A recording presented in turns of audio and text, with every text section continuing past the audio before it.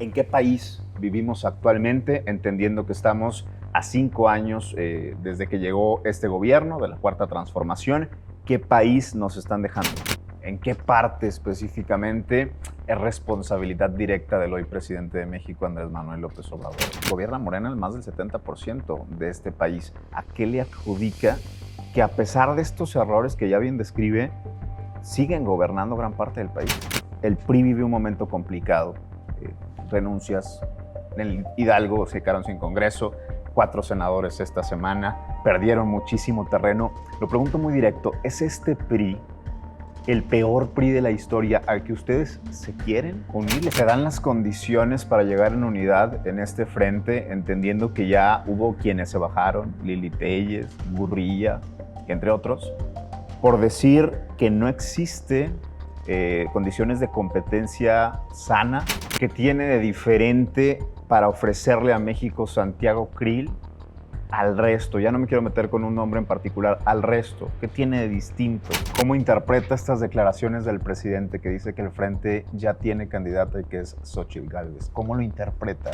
¿Cómo se ve en un año, en el 2024, ya habiendo pasado todo el proceso electoral?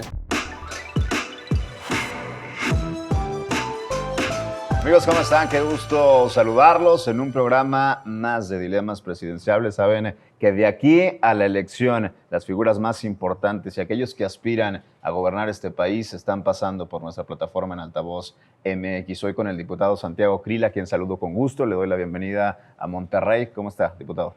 Contento, bien, decidido, ya totalmente con el ánimo puesto para echar el pie para adelante. Y platicar pues, de todo el contexto que se está viviendo en este momento. Quisiera arrancar con esta parte. ¿En qué país vivimos actualmente, entendiendo que estamos a 5 años desde que llegó este gobierno de la Cuarta Transformación? ¿Qué país nos están dejando? Un país ensangrentado, un país donde las oportunidades se han echado para la borda y un país que ha regresado décadas y décadas atrás. Ha regresado a los destapes, a las corcholatas, ha regresado a las dictaduras de Nicaragua, de Bolivia, de Venezuela, de Cuba. Ha regresado al resentimiento, al odio, a la semilla de la confrontación entre mexicanos. Ha regresado a la insensibilidad del dolor humano, el dolor humano que se traduce en no encontrar un medicamento, el dolor humano que se traduce en un hijo desaparecido, al dolor humano de la tragedia de perder a un ser querido en una matanza que todos los días ocurren en todas partes del país, a un país que está desprestigiado ante el mundo, con el desprestigio de incumplimiento de los tratados comerciales, tratados de medio ambiente, tratados de derechos humanos, con una constitución pisoteada, con poderes oprimidos, con una federación debilitada, con un municipio prácticamente borrado. Es un país de desastre y un país de emergencia. Por eso quiero ser presidente, para corregir lo que hoy está torcido. ¿En qué parte específicamente es responsabilidad directa del hoy presidente de México, Andrés Manuel López Obrador? ¿En qué falló López Obrador? En buena medida porque él ha concentrado de una manera arbitraria el poder. Él quiso drenar, y fue su voluntad, drenar el poder de los poderes. Es decir, él quiso convertirse en el jefe del Poder Judicial, de la Suprema Corte de Justicia. Él quiso someter al Congreso diciéndole que a sus iniciativas no se les mueve una coma. Él fue el responsable de suprimir el diálogo, no ha dialogado hasta este momento con ningún opositor, con ninguno en 5 años de gobierno. No se ha bajado al nivel que necesita bajarse un presidente para dialogar, para llegar a acuerdos, para honrarlos. Es el presidente del resentimiento, del odio, de la violencia y de la muerte. con estos fallos, con estos errores, con este país que hoy está describiendo, aún con esto gobierna Morena el más del 70% de este país. ¿A qué le adjudica que a pesar de estos errores que ya bien describe, siguen gobernando gran parte del país? Siguen gobernando y no gobiernan. Porque en el fondo hay que desvestir las formas. ¿Qué están gobernando? ¿Qué están haciendo? ¿Están frenando la violencia? ¿Están mejorando el sistema de salud? ¿Están mejorando la educación? ¿Qué es gobernar? Gobernar es tener una gobernatura, tener una presidencia municipal, tener la presidencia. Eso es gobernar cuando el país está hecho un desastre. Y ojo, en las elecciones del 21, que fueron las últimas elecciones federales pasadas, que fueron hace 2 años y fracción, en esas elecciones la oposición en conjunto ya obtuvo 23 millones de votos contra 21 de la coalición de Morena. Entonces, si nos vamos a votos federales, tenemos más votos federales. Si la elección intermedia hubiera sido una elección presidencial, la oposición hubiese ganado. Segundo, en la elección del 21 les arrancamos su corazón, que es el Valle de México. Entonces, ¿qué gobierna? Vamos a ver. Uno no gobierna por tener el cargo, uno gobierna por el liderazgo. Uno gobierna por representar soluciones y ejecutarlas. Uno gobierna por la capacidad que tenga el presidente de la República de un país como México, ser un liderazgo internacional. Un presidente que rompe una cumbre mundial porque no invitan a sus cuates los dictadores de Nicaragua, de Venezuela y de Cuba. Eso es gobernar. Es exactamente lo contrario. El 80% de nuestras exportaciones va al mercado americano, buena parte de la planta industrial de Nuevo León. Su mercado es Estados Unidos. Gobernar es romper una cumbre internacional, gobernar es violentar los tratados internacionales de comercio que en un capítulo muy específico dicen que hay que salvaguardar y respetar las inversiones. La reforma eléctrica es gobernar. La reforma educativa, de quitar la evaluación de los maestros, eso es gobernar. Gobernar es, por otra parte, militarizar el país, cuando sabemos que eso va a generar más violencia y más corrupción. Gobernar es destruir al árbitro electoral y volver a las épocas de una hegemonía o de un solo partido. Eso, entonces, para mí, por eso quiero ser presidente. Porque ese es el diagnóstico que yo veo, ese es lo que me anima y la experiencia, porque mi vida ha sido exactamente lo contrario.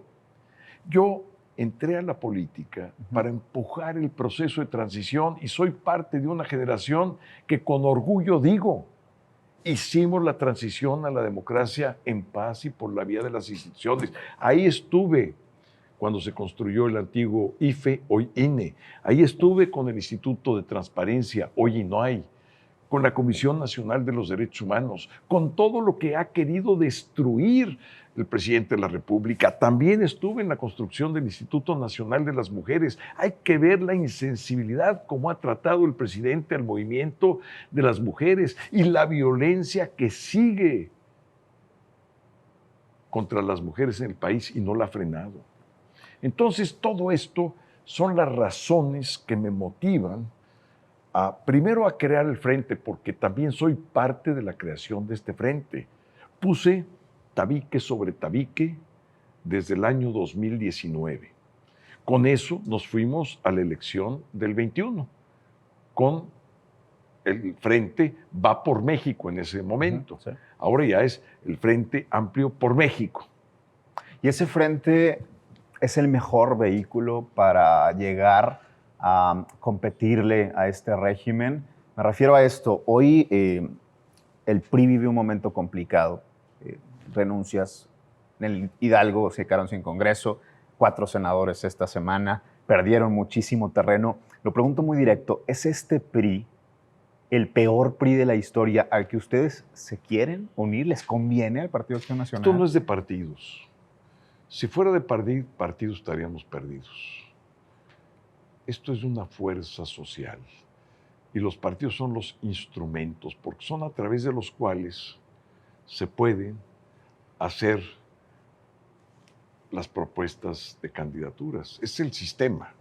O sea, no hay manera de hacerlo fuera de esta circunstancia. Claro, una candidatura independiente, pero con una candidatura independiente no se vence todo ese desastre. Entonces requiere un esfuerzo conjunto plural. Lo que tiene este frente es la pluralidad, acepta la pluralidad, acepta la diversidad, acepta la inclusión. Pero lo importante no es el PAN, yo soy militante del PAN, no es el PRI, no es el PRD, es el ciudadano común que ve en nosotros que a pesar de nuestros intereses partidistas, que a pesar de las debilidades que tienen nuestros partidos, que a pesar de los errores que hemos cometido, hemos tenido la humildad de reconocer que solos no podemos. Y hemos tenido también otra virtud, de que hemos dicho, antes que el PAN, que el PRI y el PRD, está México. Y eso ha venido convocando a cientos de organizaciones sociales, porque hemos cambiado el orden de hacer política.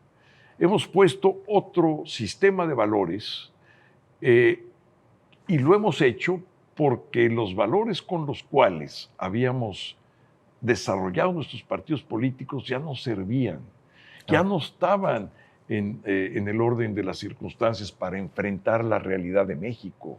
Nuestro sistema de partidos era un sistema caduco, viejo, anquilosado. Entonces tuvimos que hacer un cambio, renovar, y claro que los partidos tenemos muchísimas cosas criticables, muchísimas. Pero aquí lo importante en este momento es que hemos podido subordinar los intereses y decir, en esto coincidimos. ¿Y en qué coincidimos? En dos cosas. Que el país va mal, primer diagnóstico, muy sencillo, y que el país necesita un cambio de dirección hacia el bienestar, hacia el respeto a la Constitución, hacia la vida de las instituciones que resuelvan los problemas básicos. Eso es, de esto trata esta elección, no de otra cosa, pero además tiene esta virtud que muy poca gente ve, que estamos construyendo un nuevo modelo político para gobernar que se llama un gobierno de coalición. ¿Y qué quiere decir un gobierno de coalición? Es un gobierno de integración plural. Vamos a dialogar quienes pensamos diferente, en un diálogo permanente durante 6 años. Y vamos a sacar lo mejor de nosotros mismos para crear las decisiones que el país necesita. Y esto que para nosotros es nuevo y que estamos innovando, para Europa es el común de lo que sucede. Es lo que pasa todos los días. Angela Merkel, una de las mejores gobernantes de los últimos 50 años, gobernó una coalición durante 15 años. Se fue Angela Merkel y empezaron los problemas, Rusia, Ucrania y el desbalance en Europa.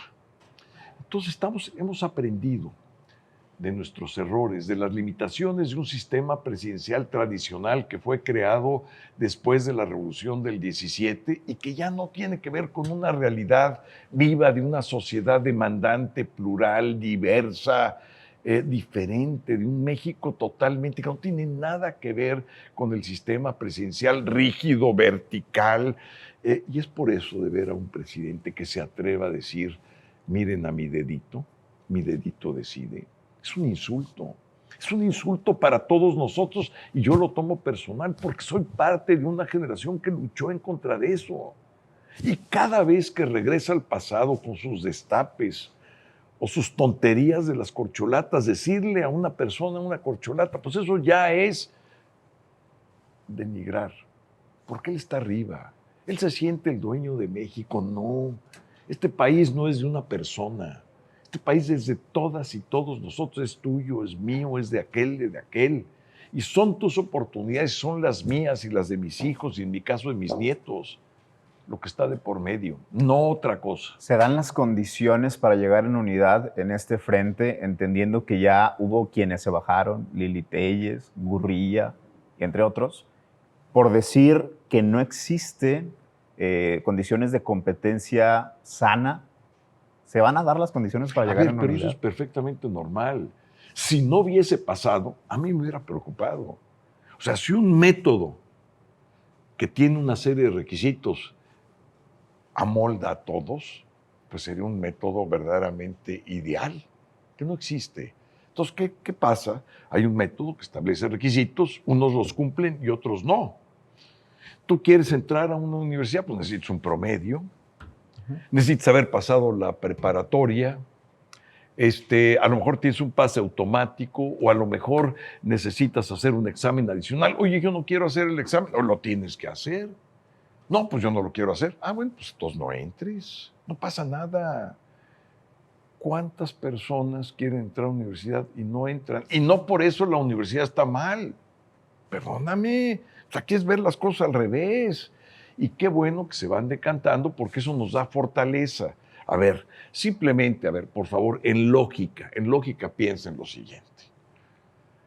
¿Cómo vamos a ser más competitivos? Teniendo 16 aspirantes, en donde la focalización se va a dispersar en 16 personas, o en 3 que vamos a tener en el próximo mes. Entonces vamos a tener un foco 3 contra 3, que son los reales de las corcholatas. Pues ahí empezamos a emparejar la cancha y entonces sí nos medimos.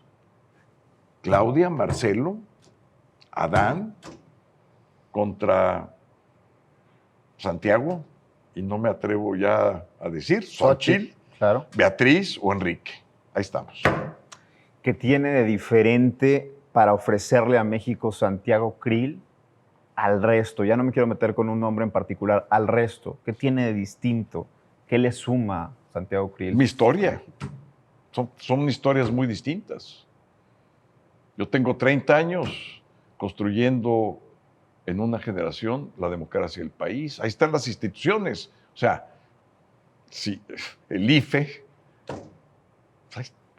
un año, yo convoqué al seminario del Castillo de Chapultepec, que se sentó Porfirio Muñoz Ledo, Carlos Castillo Peraza y Santiago Oñate Laborde. Y de ahí sale la gran reforma política del 96. Durante 10 años, estuve construyendo la reforma en materia de derechos humanos. Cuando llegué a la Secretaría de Gobernación, vi 2 instancias que no tenían por qué estar ahí. La de Defensa de Mujeres, y de ahí surge la idea de constituir el Instituto Nacional de las Mujeres, el Instituto Nacional que combate la discriminación. De ahí, de la Secretaría de Gobernación, convocamos con el Grupo Oaxaca para generar la Ley de Transparencia, y de ahí surge el INAI. Es decir, la transparencia y el acceso a la información gubernamental, que después se vino a adicionar la defensa de los datos personales. Ahí he estado. Yo estuve desde la manifestación del año 72 a los 17 años del movimiento estudiantil el Jueves de Corpus, defendiendo a un amigo mío que lo metieron a la cárcel, que se llama, que en paz descanse, Adolfo Aguilar Sincer, de todos conocido además. Ahí estuve. Y estuve en Chihuahua 86 en el fraude patriótico de Bartlett, y en 88 en el fraude donde el sistema se cayó con doble L y con Y. Ahí estuve con Eberto Castillo, con el ingeniero Cárdenas, con Rosario Ibarra y con Manuel Cloutier. Y estuve en el movimiento navista en los años 90 en San Luis Potosí. Ahí estuve. No me lo platican. No estaba yo en primera fila, estaba joven. Estaba yo en la tercera o cuarta fila. Estuve con Fox, ahí fue cuando lo conocí, cuando vino la concertación famosa. Ganó Fox, pero no lo dejaron gobernar.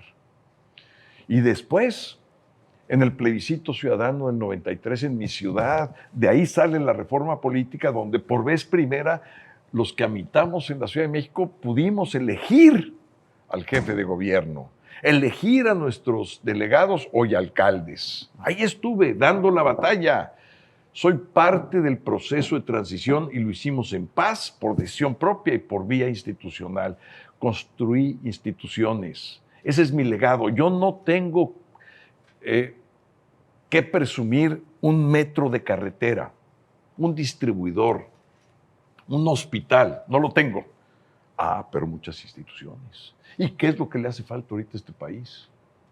Reconstruir sus instituciones, las de salud, las educativas. Tengo 30 años dando clases. Soy profesor de Derecho Constitucional en licenciatura y en posgrado en la Facultad de Derecho de la UNAM. Vaya que sé de educación, 30 años, 60 semestres. Sé de educación superior, sé de centros de investigación científica, sé el daño que ha producido la reforma que terminó con CONACYT, la investigación del país, la investigación científica, de eso sé, pero hay algo que no solamente me distingue, sino que solamente me ha tocado a mí hacer. Fui el secretario de Gobernación responsable de la seguridad interior de este país por 5 años. Conozco las tuberías de abajo. Recibí el país, escuchen el número, con 14 crímenes violentos por cada 100,000 habitantes. 5 años después, 2005, siendo yo el responsable, el que sustituía al presidente de la República en los gabinetes de seguridad nacional, de seguridad interior y de seguridad pública. Bajamos la violencia 30%. Nunca en los últimos 90 años ha sucedido eso. Nunca. Y estuve en todos los gabinetes que diseñamos la estrategia, que la ejecutamos. Mi responsabilidad era la responsabilidad de tener la Agencia de Inteligencia de Seguridad Nacional del Estado mexicano llamada CISEN. Y no la usaba para perseguir a políticos, la usaba para combatir a criminales. Y el prestigio de la agencia y el prestigio de la Secretaría de Gobernación con los estadounidenses, canadienses y los países amigos europeos y colombianos me conocían y me conocen.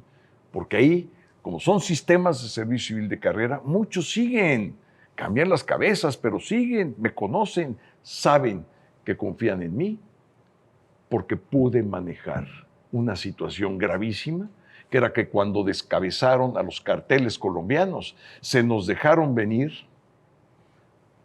el poder que ellos tenían para buscar empoderar a los carteles mexicanos. Y mientras que yo estuve ahí, los neutralicé.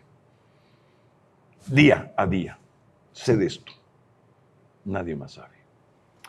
Con resultados. ¿Cómo interpreta estas declaraciones del presidente que dice que el Frente ya tiene candidata y que es Xóchitl Gálvez? ¿Cómo lo interpreta? ¿Qué quiere decir esto? Es tan evidente. Pues quiere dividir, quiere sembrar la semilla de la cizaña. Esto tiene un calificativo que se llama cizaña. ¿Y qué es la cizaña? Es dividir a lo que está unido. Es meter la intriga. Es tratar de meterse donde no le corresponde. Él quiere invadir nuestra cancha de juego con su juego. Nosotros estamos jugando soccer y a él le gusta el béisbol. Y dice, no, aquí yo quiero jugar con bats.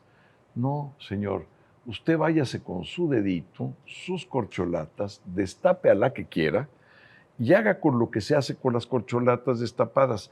Tírelas a la basura como lo hacemos todos.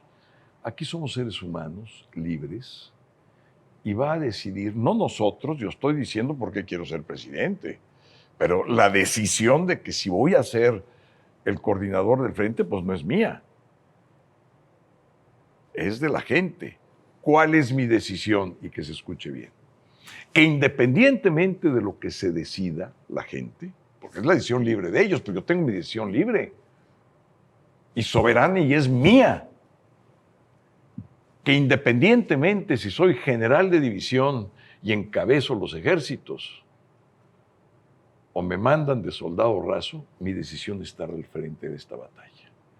Yo ya decidí este año, todo este año, dedicarlo a sacar a estos desgraciados, estos que no nos merecemos, que no merecen gobernar un país milenario como México, con la tradición, con la historia, con la cultura, con los recursos naturales y humanos que tenemos, con el lugar que se merece México en el mundo. No nos merecemos a este gobierno. Y mi decisión ya la tomé. Voy a estar en el frente de batalla porque es mi decisión. Si soy soldado raso o general, eso ya no depende de mí. Me vale madres. Y lo que no me vale madres es sacar a estos cabrones lo más rápido posible del gobierno por el daño que están haciendo. Concluimos con esto. ¿Cómo se ve en un año, en el 2024, ya habiendo pasado todo el proceso electoral? ¿Cómo se visualiza? Me visualizo cumpliendo con mi deber, habiendo cumplido con mi deber. Y que me diga yo mismo, porque yo no necesito halagos de terceros. Es más, me molestan las lisonjas de terceros. Cuando alguien me dice cosas buenas, me da repel, me siento mal, no me gusta. Cuando yo me veo al espejo, yo, Santiago Krill, me levante esa mañana, me veo al espejo y me pregunte, ¿hiciste todo lo posible por sacar a estos malditos del gobierno? ¿Estos que tanto daño le han hecho al país? ¿Que tanto dolor han generado? ¿Sí o no? Hice todo. Todas las horas, 7 por 24 en un año. Y si medianamente, porque soy muy autocrítico conmigo mismo, muy autocrítico, no me cedo. Si medianamente dije, pues sí, estaré contento. Si no, no. Así me siento. Santiago Krill, hoy en Altavoz MX, dilemas presidenciables, todos aquellos con fuertes posibilidades de ser el siguiente presidente o presidenta de México van a pasar por esta pantalla. Muchísimas gracias. Amigo, gracias. Hasta la próxima.